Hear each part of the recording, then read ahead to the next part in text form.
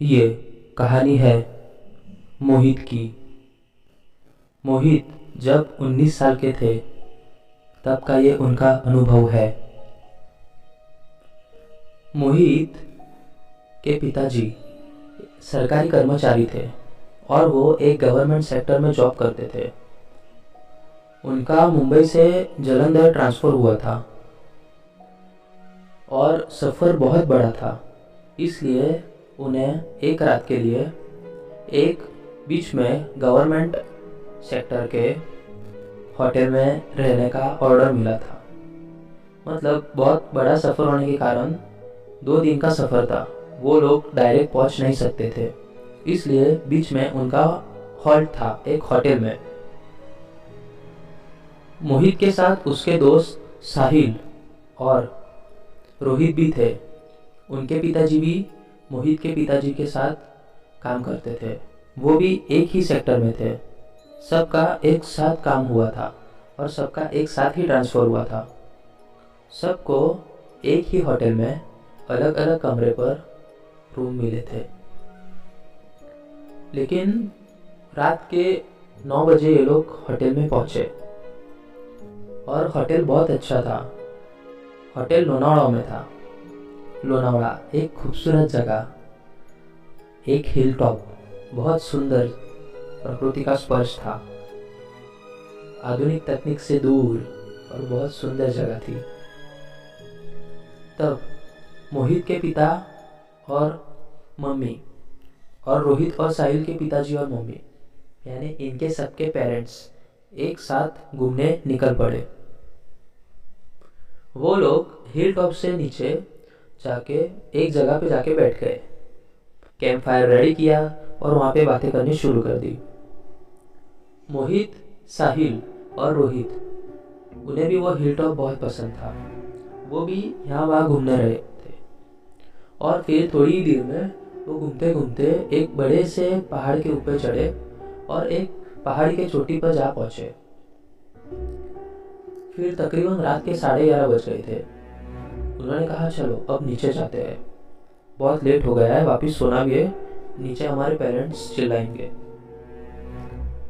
फिर रोहित, साहिल और मोहित नीचे उतरने लगे। नीचे उतरते वक्त एक साइड के डाल के नीचे, एक झाड़ के डाल के नीचे उन्होंने देखा वहाँ पे एक पुस्तक रखी हुई थी।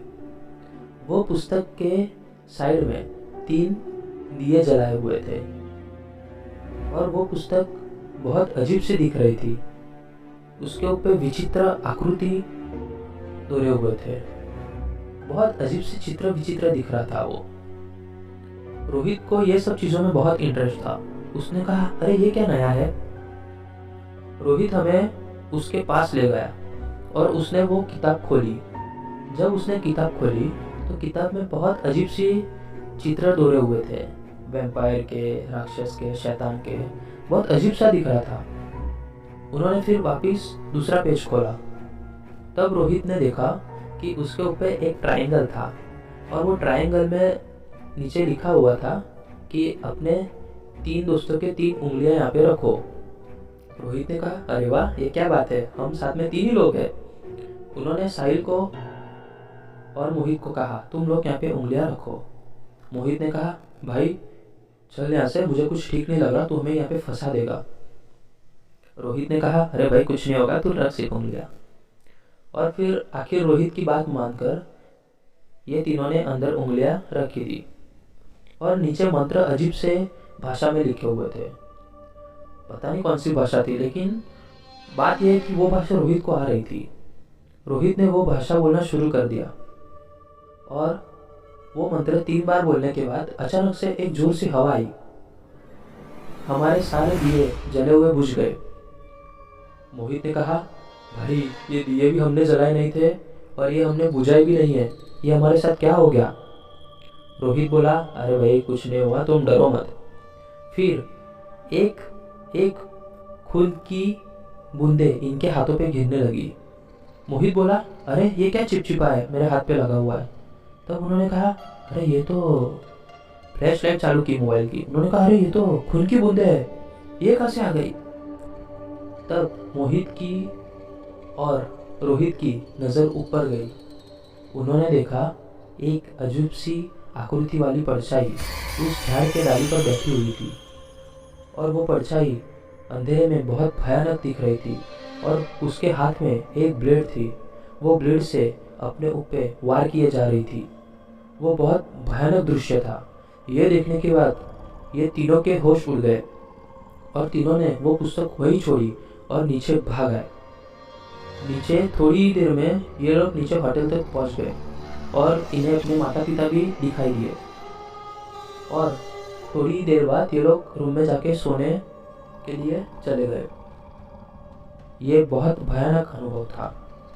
फिर थोड़ी देर में रात के 3 बजे, 3 बजने के बाद रोहित के रूम से आवाज़ आई। रोहित के मम्मी पापा जोर से चिल्लाए, और उन्होंने देखा कि रोहित एक ब्लेड से अपने ऊपर वार किए जा रहा था। ये देखने के बाद सब लोग बहुत डर गए। तब मोहित ने और साहिल ने सब बताया कि हम लोग आज जब घूमने गए थे तो हमने ये सब इस तरह से अनुभव किया। ये सब सुनने के बाद उनके माता पिता बहुत गुस्से में आए, और उन्होंने होटल के केयर टेकर से बात की। तब होटल के केयर टेकर ने उन्हें एक अंगारा दिया, एक भगवान का अंगारा दिया, और उन्होंने कहा ये अंगारा तुम्हारा बेटे के ऊपर डाल दो, सब ठीक हो जाएगा। फिर वो अंगारा लेके उन्होंने उसके ऊपर डाला। तब एक अजीब सा दिव्य झटका लगा बिजली की तरह, और थोड़ी देर में रोहित को होश आ गया। लेकिन ये बहुत भयानक अनुभव था। रोहित, साहिल और मोहित आज भले ही वो कितने बड़े हो गए हो, लेकिन ये अनुभव वो कभी नहीं भूल सकते थे।